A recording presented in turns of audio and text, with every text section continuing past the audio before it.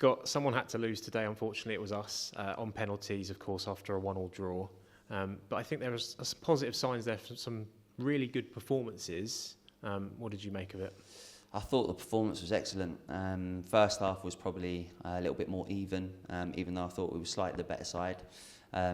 We set up to be really aggressive in terms of our press and our shape, and at times I thought we won it back pretty well. At times we were a little bit open at the back, conceded what we would class as a poor goal, and they probably think the same. Obviously 2 set pieces, but in open play in the second half, I thought the lads were outstanding, if I'm honest. I don't think we'll ever play as well as that and possibly lose. I've just been told we've had 28 shots or 29 shots, which most of the time, if you have 29 shots in a game, you probably score more than 1 goal. And looking at the chances that we had in the goalmouth scrambles when the ball just wouldn't go in or get over that line, I think on another day we might score 4 or 5. But yeah, to lose on penalties is obviously a sickener. It's not nice, but yeah, listen, it's a lottery at the same time, and I think performance-wise we can be quite positive. Are you a little bit disappointed at all with the goal they scored? I mean, it was I think it was a free header in the middle, and it did look like Brian Nelson had just sort of tried to swat it away. May have even actually caused Adam some problems to defend it himself. Any issues with that? I'll be honest with you, I'm glad that the goal had gone in, and the fact that he hadn't got a red card and then got a penalty, because I think 10 men against Gloucester would have been a really difficult afternoon. The way that they play, they want to have possession, and we tried to nullify that as best as we could. And I thought the lads put in a hell of a shift. I thought they were really aggressive in the play. They passed forward, they ran forward. So in terms of the goal, listen, it's a scruffy one, it's a disappointing one. But we've taken a lot of height out of the team today. You look at the people that aren't playing, Reece, Tyrese, Tarek, Jordan, Ansu was on the bench, so 4 or 5 lads that are over 6 foot.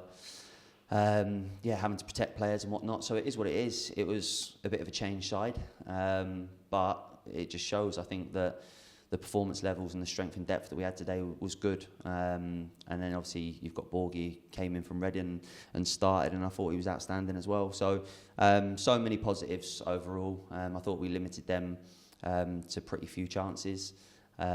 We're pretty comfortable against a really good side that are flying and obviously full of confidence. So yeah, just disappointing to lose on penalties. It's not a nice way to go out when the performance, I think, was that good. I didn't think we've got what we deserved, but ultimately we've lost the penalty shootout. Is it down to personnel that there's perhaps been a slight tweak in the way we're playing at the minute? I noticed on Wednesday against Beaconsfield that there was a lot of more high energy pressing, a lot faster attacks from us. Is that something that's been a shift, maybe? It's something that I've always wanted. We've always been a front foot, high intensity, go and win the ball back as hard as we can and play as quickly as we can. So I don't think it's been through the lack of effort. We had to set up slightly differently at Horsham for a couple of different reasons that I won't go into. But you look at Altrincham, we were extremely aggressive and successful that day. Beaconsfield, we were exactly that, and then today I thought we were exactly the same. So sometimes with personnel you have to tweak things and do things a little bit differently, but I think we can take a lot from today. I don't think anyone who's got a footballing IQ will go away and say that we deserve to lose the game, and we didn't throughout 90 minutes, but like I say, penalty shootout is potluck, and listen, in terms of the execution, I got it wrong. Victor got it wrong, and that's what's happened. We've obviously gone out, was it 4-3 or something? I don't know. So hugely disappointing, and listen, we have to move on to a big game on Tuesday.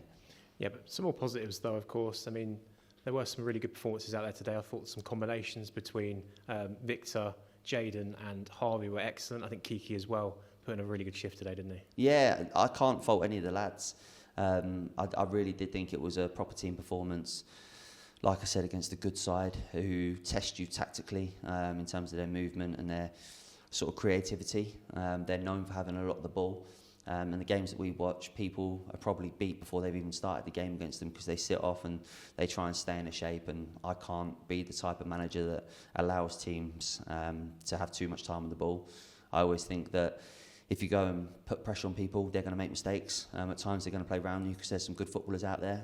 But if they get past you, it's about getting back in and being hard to beat and hard to break down. And I think at times today, the sort of work ethic and the intensity in which we played at was brilliant. But it was the final third for me where we weren't clinical enough. to have that many chances and not put the ball in the back of the net, combined with their keeper making a really good save from Victor. I think he's tipped it onto the bar. Jaden's hit the post. We've had a couple of balls put across the box, a couple that have gone wide of the post. Listen, umpteen chances, but we can't sort of dwell on that now because obviously disappointments aren't a great thing when you're carrying it into the next game. We haven't got time to be disappointed. And I've just said that to the lads there. There was too much disappointment for me today that when we missed an opportunity, you could see their shoulders go down and sort of be a little bit sluggish. Listen, people are going to make mistakes. We're human beings. I make plenty of mistakes, as the other lads will as well, and you're allowed to. But it's how you react from that. And I was disappointed with people's body language today. Because, listen, the next time you get that opportunity, you've got to be ready to take it. And if you're beating yourself up, it's not going to do you any good. Yeah, you already alluded to, of course, Tuesday's game, but there's actually also the matter of the fact that there's 3 home games now in the next 10 days. It's absolutely crucial, isn't it, that we do take points from those 3 games, isn't it? Yeah, absolutely. We have to. Otherwise, that gap's going to get bigger. Obviously, a very long way to go. What is there? Is it 93 points to play for? I'm not sure if my maths is any good. 31 games. And we probably need to take half of those points, is the truth, to finish where we want to finish. And that's obviously above the dotted line. So I know there's obviously a big game on Tuesday night. The gap could get bigger.